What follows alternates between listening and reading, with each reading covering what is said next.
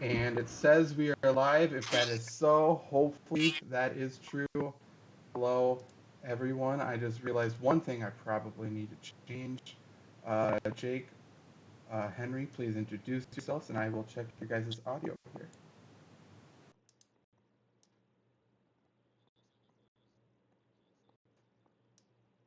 Those of you who have been keeping up with our streams, I'm sure you've seen me before. Follow me at Senholes on Sport on Twitter. I currently am doing. This is probably the least prepared I've been for a stream, quite honestly, because I am doing it from the hospital parking lot in my hometown. It was my sister's birthday yesterday, my brother's birthday today, so I got caught up in some family stuff. But I never want to miss a Saturday night gambling stream, so here I am sitting in the parking lot and ready to talk some football. You gotta love that dedication. I am Henry John, and I am coming to you live from the Finger Lakes, New York. It's good to be here, guys. I'm ready to talk some football. You can follow me on Twitter at Hangtime Sports. Well, I am still messed up in terms of how to get the chat working, but oh well. You guys can just sit and listen and tweet me your questions if you have any. Otherwise, we are just going to blaze through some of these lines, blaze through some of our favorite spots to attack. Obviously, it's a weird week 5. We're still not 100% sure if that game Tuesday is going to happen or not. Let's cross our fingers that it will. But I do have injury news up for every game here. We will give that at the very least. And we will give some picks, some props, some all of that. Jake, if you do need to pop out at the end a little early, just let me know. That's totally cool. But let's start right away with the Rams at the Washington football team here. Right now, the line I have across all U.S. books is -7 Rams on the road. We have 45.5 over, 46 under, 46 is at Sugar House and DraftKings. The over line is at FanDuel. We have Bobby Evans, offensive lineman for the Rams, out. For Washington, we have Steven Sims, cornerback Greg Stroman, tight end Marcus Baugh, out. So nothing huge. I mean, starting wide receiver, but that's about it.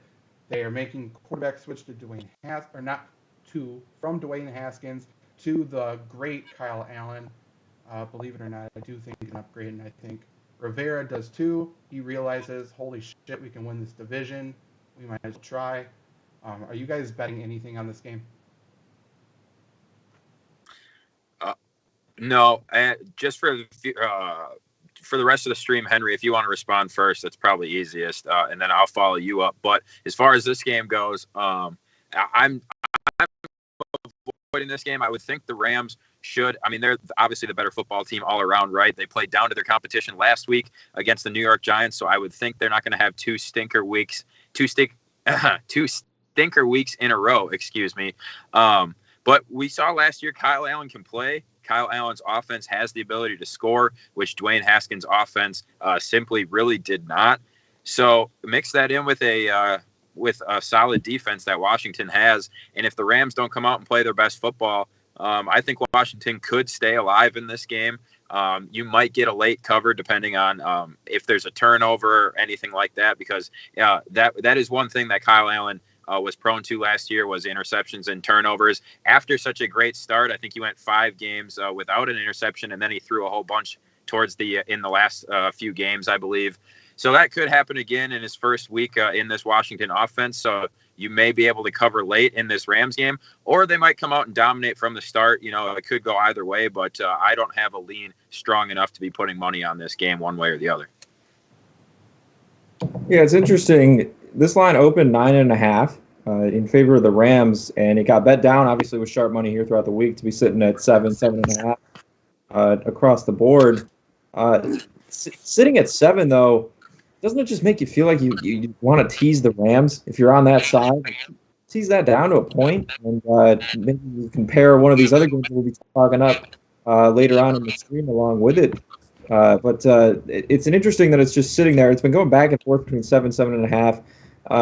I do think I agree with Zach. Kyle Allen's definitely an upgrade over Dwayne Haskins, and it's not surprising to me that Haskins now falls even behind Alex Smith to 3rd on the QB depth chart.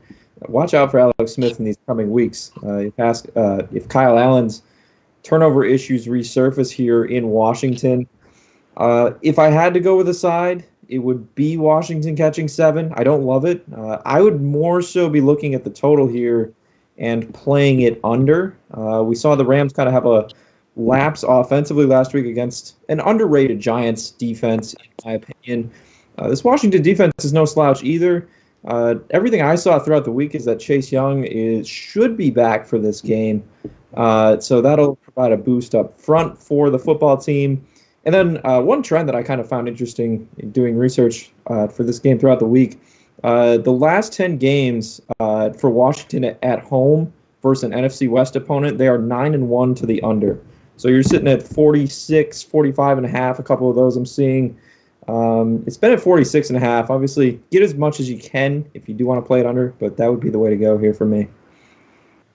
I think this line kind of came out low and is, still staying low because of how bad the Rams did last week.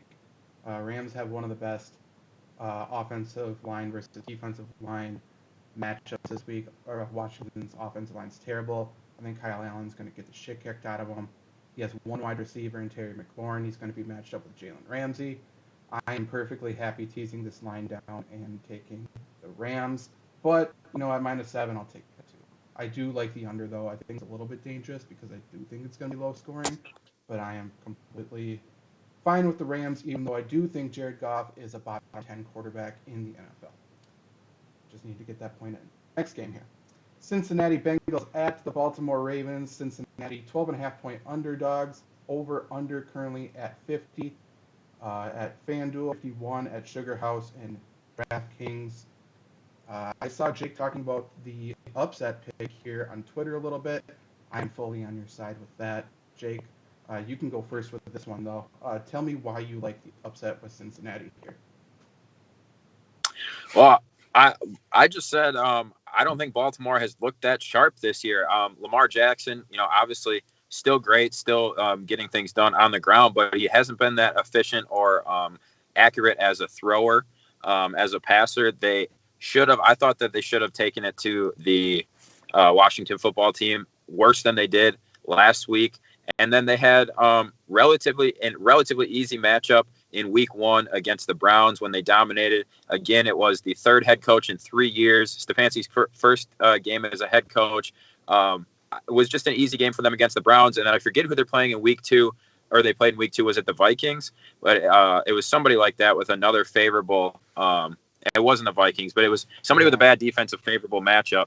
So, they got tested, I think, for real for the first time against Washington, and they obviously still scored 31 points. But I think the Bengals are plenty good enough to stay in this number. Joe Burrow is 4-0 against the spread so far this year. They're a team. The Bengals are a team that have been fighting tooth and nail all the way down to the end of the game, no matter what situation they've been in, and they've made their games close. So I just don't think Baltimore is not rolling right now. They're not in that crazy rhythm that they were last year. They're out of sync, but they're still so talented that it hasn't mattered so far. And obviously their one loss comes against the Chiefs. So it's like they're good enough to win because they're so talented, but they don't look as good as they did last year. Their offense is just not rolling in the same way that it did. And on the reverse side of things, Cincinnati has looked better each and every week. Joe Burrow is getting better week by week. His receivers are stepping up. If Joe Mixon is able to run the ball again, even at half the level that he did last week, things are going to be looking good for the Bengals. They're getting 12.5 points, and I don't know. To me, it seems 12.5 is plenty of room to work with for Joe Burrow here. Yeah, I like the Bengals in this game as well. It just feels like a lot of points to be laying. I don't necessarily have a really strong opinion. I don't think I'm going to say it's as strong as Jake's. But I definitely feel like they should be able to stay within the number here. It was the Texans the Ravens played there in week 2. Texans. Yeah, so again, favorable matchup, and then they lost in week 3. Yeah, that's that. Yeah, so. Right, yeah. Cincinnati, talking about how the Giants' defense was underrated there when we were discussing the Rams a little bit. Cincinnati's defense still, to me, is flying under the radar here a little bit. I've been saying it all season, coming into the season too. Lamar Jackson he was due for a regression, and I still have not seen it from him as a passer here thus far. I think the Chiefs did a lot of things to frustrate him, and I wonder how much of that might be carrying over here. You only beat Washington by 14. That was right around the point spread, but that's a matchup that it feels like Baltimore should be winning that by more. And Cincinnati's coming off a win. It's a rejuvenated offense there. Joe Mixon went off last week. It's a brutal schedule for him coming up. If you have him in fantasy, I would just throw that out there. Still might be looking to sell him high while you can. But I do like the Bengals to stay within this number. And I don't really have a strong feel on 50.5, 51 as a total. I might look at that one over, but nothing really stood out at me there. The other thing for me is that, I'm fine with going with the team that is in a better position and has, proved themselves to be the better bet to cover in recent weeks. And then if you go out there and it goes the opposite way, you've just got to live with that, especially as a gambler. Like if they go out there and the Ravens all of a sudden do look like the Ravens of old, the Bengals have a week of struggles. The Bengals have looked pretty good through 4 weeks, but they are a young team. Joe Burrow is a young quarterback. So one of these weeks, it's not going to look good, right? They're going to have a bad week. And if it just so happens to be this week and the Ravens get back on track, you're just going to have to live with that. But I think being on the Bengals is the right side of this game, just because the Ravens haven't looked that great and the Bengals have looked like they've been getting better. Again, you have to say, the Ravens haven't looked that great with a grain of salt because they're still one of the best teams in the NFL. But just when you compare them to themselves, they haven't looked as good as they obviously can look. And so a little overvalued in the market. Real quick, just before you go, Zach, the Bengals, I just found this, 7-0 against the spread in their last 7 road games when they are a dog of more than 7 points. There we go. I want to make sure Joe Mixon's in before I place a bet on this game, probably. But right now, it looks like Mackenzie Alexander and John Ross are both going to be out of the Bengals. The big thing for me is starting guard, rookie guard, Tier Phillips for the Ravens is doubtful. With him out, it gives the Ravens the second largest negative differential for offensive line versus defensive line matchup of the week for running game. I think that Bengals are going to bully the Baltimore Ravens up front, and if that's the case, they just need to